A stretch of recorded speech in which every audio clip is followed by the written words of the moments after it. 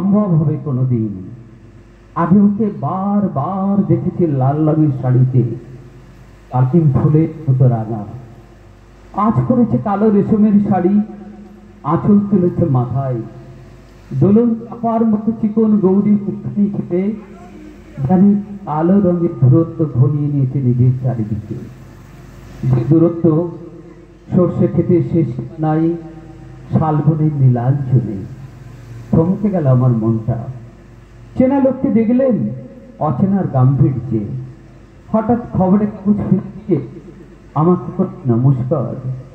সমাজ বিক্রি করতে গেল ফুল করলেন শুরু। কেমন আছো, কেমন চলছে সংসার ইত্যাদি।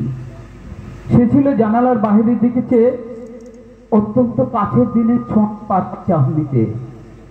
দিলে অত্যন্ত ছোট দুটো একটা জবাব, কোনোটা বা দিলেই না।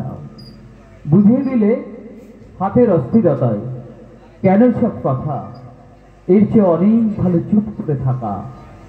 আমি ছিলাম ওর সাথীদের সাথে অন্য আর একটা বেঞ্চিতে।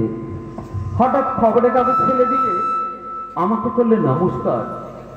সমাজবিধির পথ গেল খুলে, আলাপ করলেন শুরু। কেমন আছো, কেমন চলছে সংসার ইত্যাদি। আমি ছিলাম ওর সাথীদের সাথে অন্য আর একটা বেঞ্চিতে। সে আঙুল মেরে জানালে কাছে আসতে। ভাবলাম কম সাহস নয়, বসলুম তারই এক বেঞ্চিতে। তারপর ট্রেনের আওয়াজের আড়ালে বললে মৃদু স্বরে, কিছু মনে করো না।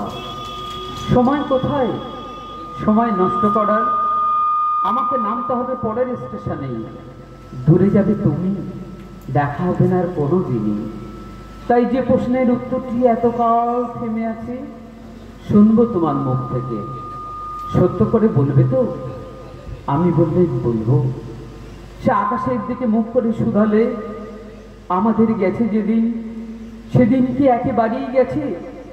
কিছুই কি নেই বাকি? একটুকু রইলেন চুপ পড়ে।